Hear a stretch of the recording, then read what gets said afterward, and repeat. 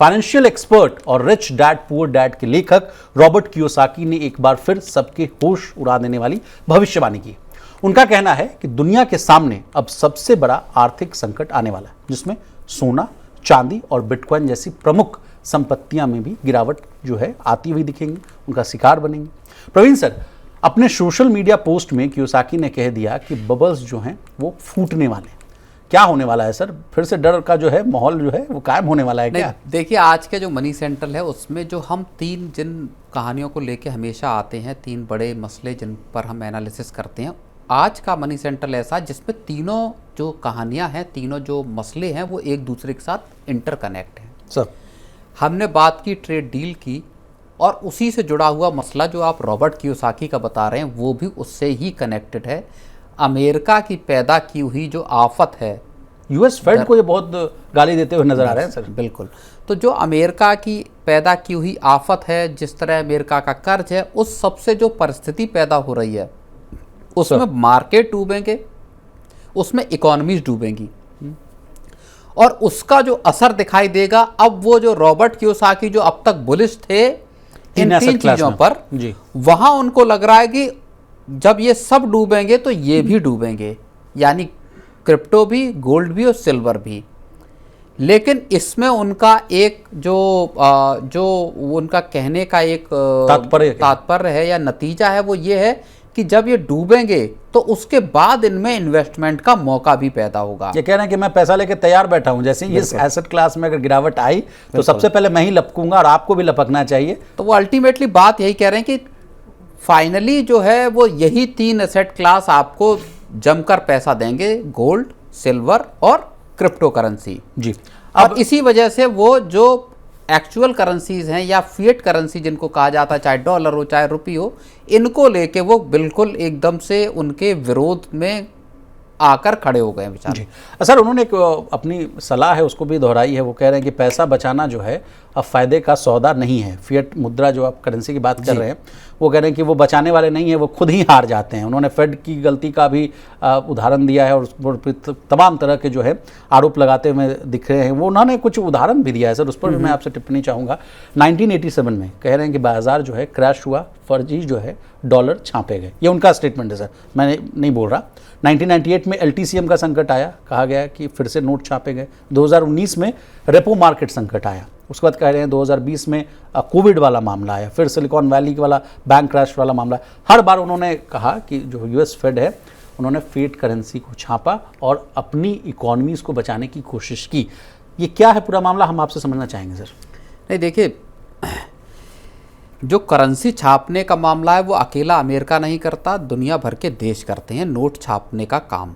ठीक है। अब बहुत अगर हम बेसिक चीज़ में इसको समझने की कोशिश करें कि साहब करेंसी पैसा छापने का या ज़्यादा पैसा छापने का बुरा असर क्या होता है, तो सबसे सीधी चीज़ ये है कि देशों में, चाहे आप देखिए लैटिन अमेरिका के कई देश देख लीजिए, खासतौर पे बोलीविया देख लीजिए, वेनेजुएला देख लीजिए, इन कंट्रीज़ में करेंसी छापी गई, या पाकिस्तान देख लीजिए, अपने बिल्कुल नज़दीक का मामला है, करेंसी छापी गई ताकि सरकार अपने कर चुकता कर सके, बाकी चीज़ें कर सके, और उसका परिणाम ये हुआ कि इन देशों को हाइपर इन्फ्लेशन से जूझना पड़ा।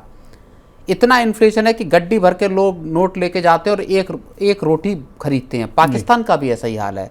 अगर आप लैटिन अमेरिकी कंट्रीज में जाएंगे जो कि लेफ्टिस्ट कंट्रीज हैं मोस्टली, वहाँ पे भी सिचुएशन इसी तरह की है कई देशों में वहाँ के। तो इकोनॉमीज धराशायी हो गई हैं। जो सरकारें हैं उन्होंने नोट छाप के इसको बचाने की कोशिश की और वो नहीं बचा। कियोसाकी जो कह रहे हैं वो यही कह रहे हैं कि अमेरिका भी इसी तरह का कर रहा है। फेडरल रिजर्व जो है वो हर एक क्राइसिस जब आती है जी, तो उसके बाद करेंसी जो है वो छापना शुरू कर देता है ताकि इकोनॉमी को बचाया जा सके। डॉलर अमेरिका की सबसे बड़ी ताकत रही। एक देखिए, अमेरिका की दो सबसे बड़ी ताकत हैं, या कहिए तीन ताकतें हैं सबसे बड़ी। पहला है उसकी मिलिट्री, दूसरा है उसकी करेंसी डॉलर, और तीसरा है अमेरिका की इंडस्ट्री, यानी IT आपका IT हो गया या दूसरे जो कंपनीज हो गए, चाहे उसमें KFC ले लीजिए, चाहे उसमें मैकडोनल्ड्स ले लीजिए, चाहे उसमें गूगल और इस तरह के टेक, हाईटेक, एप्पल। बिल्कुल।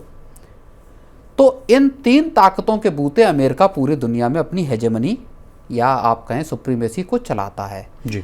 डॉलर को लेके भी अमेरिका का सख्त रुख इसी वजह से है, और बार बार ट्रंप चेतावनी दे चुके हैं कि अगर आपने डी डॉलराइजेशन की किसी भी कैंपेन को शुरू किया, और खास तौर पर ब्रिक्स देशों के लिए वो ये बात कहते हैं, तो इसके परिणाम जो हैं या इसके अंजाम जो हैं वो खतरनाक होंगे। तो अमेरिका अपने डॉलर को बचाना चाहता है। डॉलर बेस्ड कर्ज अमेरिका पर ढेर सारा है। 38 ट्रिलियन डॉलर का अगर हम देखें तो अमेरिका पे कर्ज है। एक्सटर्नल डेट है। वो डेट है किस शेप का कि दुनिया भर ने अमेरिका के बॉन्ड खरीद रखे हैं।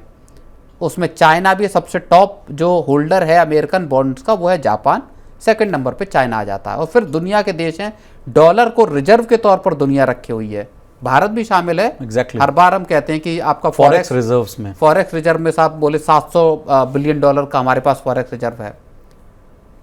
और हमारी जब रुपए गिरती है सर, तो उस समय भी हम लोग डॉलर बेचते हैं ताकि हम अपने अब डॉलर डिवैल्यूएशन, डॉलर की अगर हुई, डॉलर डिवैल्यूड हुआ और दुनिया भर के देश उससे पीछा भी छुटा रहे हैं। पिछले अगर 5-6 साल के को अगर आप देखेंगे तो दुनिया भर के सेंट्रल बैंकों ने डॉलर का अपना जो अपना फॉरेक्स रिजर्व है उसमें डॉलर की हिस्सेदारी कम करने की कोशिश की है और गोल्ड को बढ़ाया है। एग्जैक्टली।